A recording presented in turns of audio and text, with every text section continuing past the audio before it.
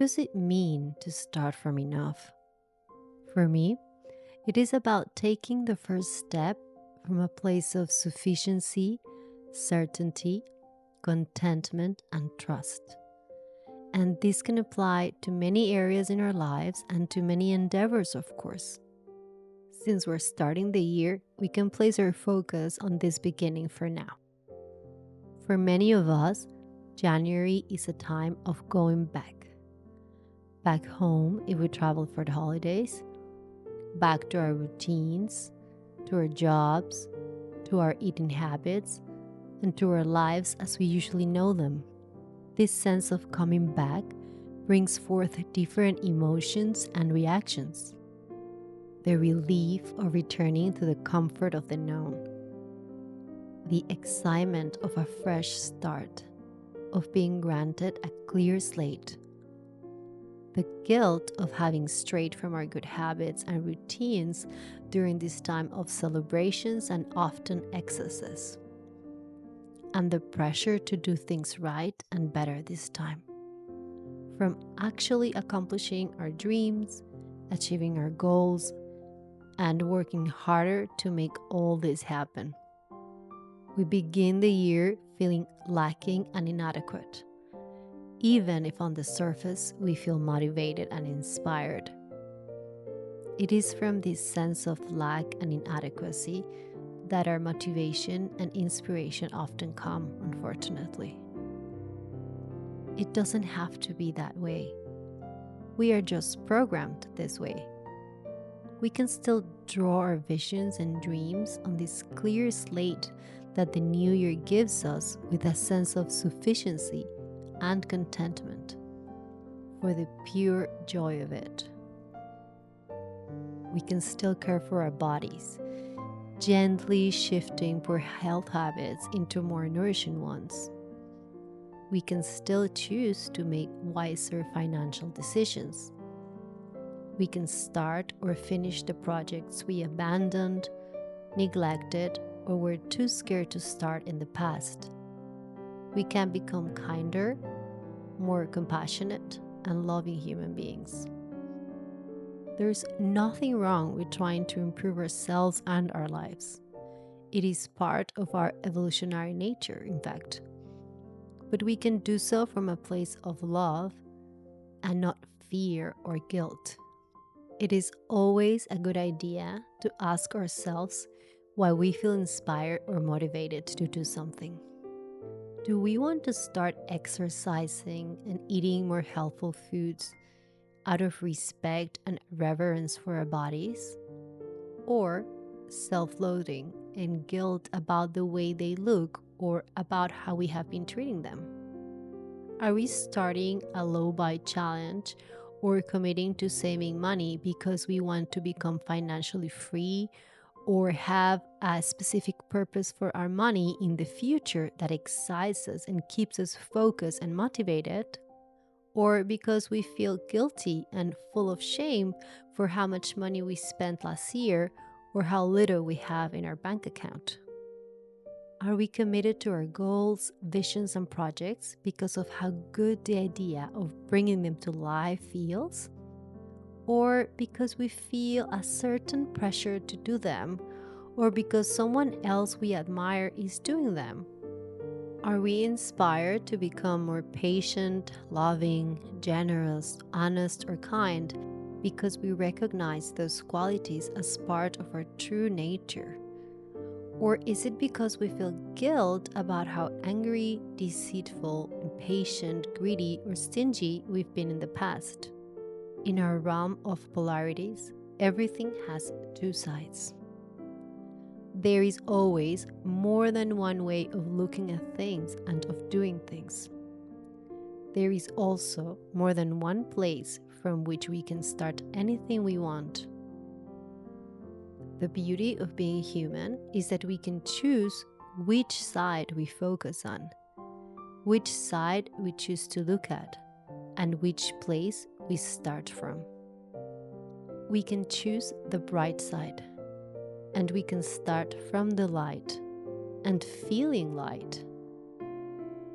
We can also choose to see the dark side of everything and anything, and we can start in the darkness, feeling the weight of our neediness, our lack, and our sense of inadequacy, along with the distance, obstacles, and time that separate us from our desires, which only become bigger, harder to overcome, longer, and more real the more we focus on them. Things started to change as I contemplated this truth.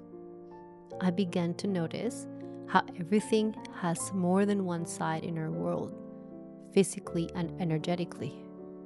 I started to realize how I really do have the power within me to choose to look at and focus on the bright side of everything, bringing forth the light, even in the darkest of things. The world begins to shift before our eyes as we choose to see the beauty and light in it, especially in the places where it is harder to find. And of course, we won't always succeed at this. We are deprogramming generation after generation of choosing to see the negative and reprogramming our minds to do the opposite. This takes time and practice, but the more we do it, the easier it gets. When I say easier, I am not only referring to the habit of looking at things from a positive standpoint, but to everything. Life becomes easier when we stop judging and fighting it and begin to appreciate it. The more we appreciate what is, as it is, the closer we feel to our dreams, goals, visions, and desires. That is because we are choosing to start from a place of acceptance, contentment, gratitude, and love. Deep, honest questions rooted in my heart arise as I adopt this worldview. How can I contribute toward what is already perfect? How can I help it grow and expand? How can I shed a light upon all the beauty and perfection that exists all around, within me and within all things and beings? What am I here to give, receive, and share in this moment? Just typing down these questions fills my heart with joy and excitement. It is a motivation that comes from the truest, purest part of me. It comes from the light, and it is meant to be manifested and expressed as light. It also feels light, weightless.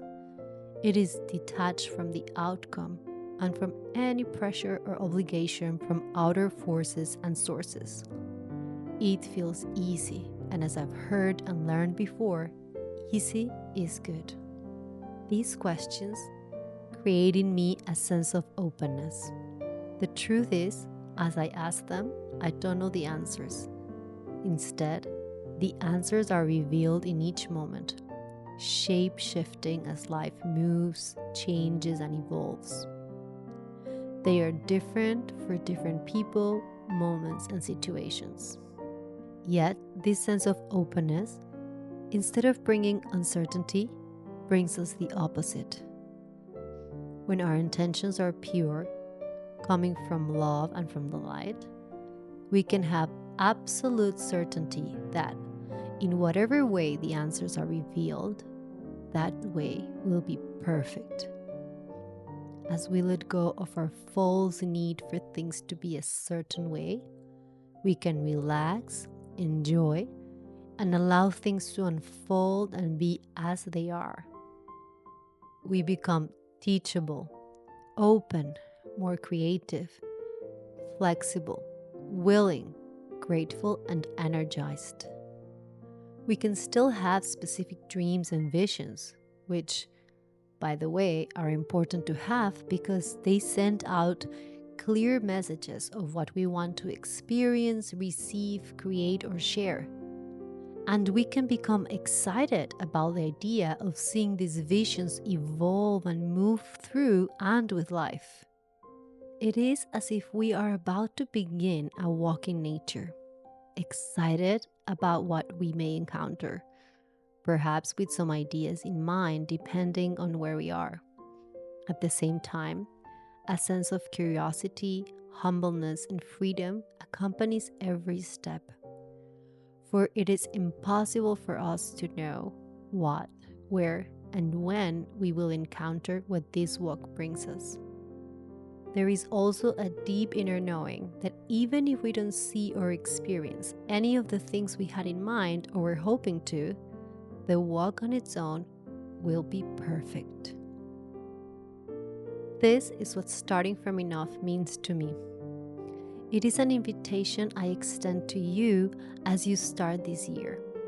As you plant the seeds of your desires and visions in your garden, nurture and water them with openness and certainty, knowing that these seeds contain within them all that is needed for them to flourish and grow, just like you. Open your heart to the endless possibilities they carry, and open your eyes to the beauty and perfection that already exist within all things and all moments. How do you want to help this beauty and perfection expand as you gently, joyfully, softly, and trustingly move through this year? Thanks for watching. If these reflections resonate with you and you feel called to be part of an open, welcoming space to share with others on a similar path, I invite you to join the Peacespace Circles. They are online gatherings held once a month, offering a space to turn inward and walk the path together. You can find more information in the description of this video. And if this content supports you, I love it if you subscribed, liked, or shared. Thank you for being here.